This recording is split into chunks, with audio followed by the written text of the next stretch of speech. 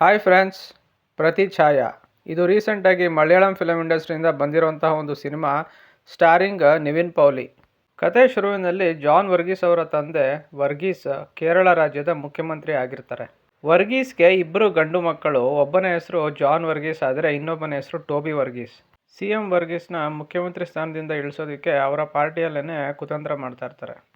CM Varghese ಮೇಲೆ ಸಾಕಷ್ಟು cases ನಡೀತಾ ಇರುತ್ತೆ. ಅಂದರೆ ಕರಪ್ಷನ್ ಕೇಸಸ್ಸಿಂದ ಹಿಡಿದು ಲ್ಯಾಂಡ್ ಅಕ್ವಿಸಿಷನ್ ಕೇಸಸ್ ತನಕ ಸುಮಾರು ಕೇಸಸ್ ಅವ್ರ ಮೇಲೆ ವಿರೋಧ ಪಕ್ಷದವರು ಹಾಕಿರ್ತಾರೆ.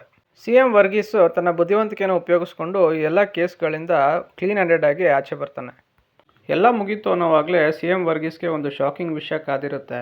ಅದೇನೆಂದರೆ, ಒಂದು ಪಾಪ್ಯುಲರ್ TV ಚಾನಲ್ಲು ಅವನಿಗೆ ಗೊತ್ತಿಲ್ಲದೇನೆ ಒಂದು ದೊಡ್ಡ ಕಾನ್ಸ್ಪಿರಸಿ ಮಾಡಿರ್ತಾರೆ. ಈ ಒಂದು ಕಾನ್ಸ್ಪಿರಸಿಯಿಂದ CM ವರ್ಗೀಸ್ನ ಪೊಲಿಟಿಕಲ್ ಮತ್ತು ಫ್ಯಾಮಿಲಿ ಲೈಫಲ್ಲಿ ಆಗುವಂತಹ ಏಳು ಬೀಳುಗಳೇನು, ಕೇರಳ ರಾಜ್ಯದ ರಾಜಕೀಯದಲ್ಲಿ ಆಗುವಂತಹ ಅಲ್ಲೋಲ ಕಲ್ಲೋಲಗಳೇನು, ಈ ಒಂದು ಕಾನ್ಸ್ಪಿರಸಿಯ ಸುಳಿಯಿಂದ CM ವರ್ಗೀಸ್ ತನ್ನ ಮಗ ಜಾನ್ ವರ್ಗೀಸ್ನ ಸಹಾಯದಿಂದ ಹೊರಗೆ ಬರೋಕ್ಕಾಗುತ್ತೋ ಇಲ್ವೋ ಅನ್ನೋದೇ ಈ ಒಂದು ಕಥೆಯ ಮೇನ್ ಪ್ಲಾಟ್. ಆ್ಯಕ್ಟಿಂಗ್ ವಿಷಯಕ್ಕೆ ಬರೋದಾದರೆ, ಜಾನ್ ವರ್ಗೀಸ್ನ ರೋಲ್ ಮಾಡಿರೋದು ನಿವಿನ್ ಪೌಲಿ.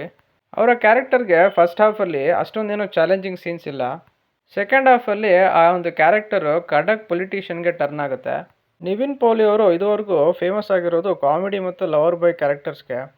ನನಗೆ ಈ ಒಂದು ಸೆಕೆಂಡ್ ಹಾಫಲ್ಲಿ ಬರುವಂತಹ ಸೀನ್ಸು ಅವರ ಇಮೇಜ್ಗೆ ಸೆಟ್ ಆಯಿತು ಅಂತ ಅನಿಸ್ತಾ ಇಲ್ಲ. ಡೈರೆಕ್ಷನ್ ವಿಷಯಕ್ಕೆ ಬರೋದಾದರೆ, ಕತೆ ಸ್ವಲ್ಪ ಡಿಫ್ರೆಂಟಾಗಿ ಬರ್ಕೊಂಡಿದ್ದಾರೆ. ಇನ್ನು ಎಕ್ಸಿಕ್ಯೂಷನ್ಗೆ ಬರೋದಾದರೆ, ಫಸ್ಟ್ ಹಾಫ್ ಸ್ಕ್ರೀನ್ ಪ್ಲೇ ತುಂಬಾ ಸ್ಲೋ ಇದೆ. ತುಂಬಾ ಅನ್ವಾಂಟೆಡ್ ಸೀನ್ಸ್ನ ಆ್ಯಡ್ ಮಾಡಿ ಫಸ್ಟ್ ಹಾಫ್ನ ಫುಲ್ಲು ಲ್ಯಾಗ್ ಮಾಡಿಬಿಟ್ಟಿದ್ದಾರೆ. ಫಸ್ಟ್ ಹಾಫ್ ಎಂಡಿಂಗಲ್ಲಿ ಕತೆ ಸ್ವಲ್ಪ ಪೇಸ್ ತೊಗೊಳುತ್ತೆ. Second half first 20 to 30 minutes ಸ್ವಲ್ಪ ಇಂಟ್ರೆಸ್ಟಿಂಗಾಗಿ ಹೋಗುತ್ತೆ. ಆಮೇಲೆ ಒಂದಷ್ಟು ಟ್ವಿಸ್ಟ್ ಆ್ಯಂಡ್ ಟರ್ನ್ಸ್ನ ಆ್ಯಡ್ ಮಾಡೋದಕ್ಕೆ ನೋಡಿದರೆ ಅದು ಯಾವುದೂ ಸಹ ನನಗೆ ವರ್ಕ್ ಆಗಲಿಲ್ಲ. ಸ್ಕ್ರೀನ್ ಪ್ಲೇ ಸಸ್ಪೆನ್ಸ್ಫುಲ್ ಆಗಿ ತೊಗೊಂಡೋಗುವಂತಹ ಎಲ್ಲ ಸ್ಕೋಪು ಈ ಒಂದು ಕತೆಗೆ ಇತ್ತು. ಆದರೆ ಡೈರೆಕ್ಟರ್ ಅದ್ರ ಮೇಲೆ ಒಂದು ಚೂರು ವರ್ಕ್ ಮಾಡ್ದಂಗೆ ಕಾಣ್ತಾ ಇಲ್ಲ. ವಿಲನ್ದು ಒಂದು ಫ್ಲ್ಯಾಶ್ ಬ್ಯಾಕ್ ಕತೆ ಬರುತ್ತೆ, ಅದಂತೂ ನನಗೆ ಅನ್ವಾಂಟೆಡ್ ಅಂತ ಅನಿಸ್ತು. ವಿಲನ್ ರೋಲ್ ಮಾಡಿರೋದು ಶರ್ಫುದ್ದೀನ್.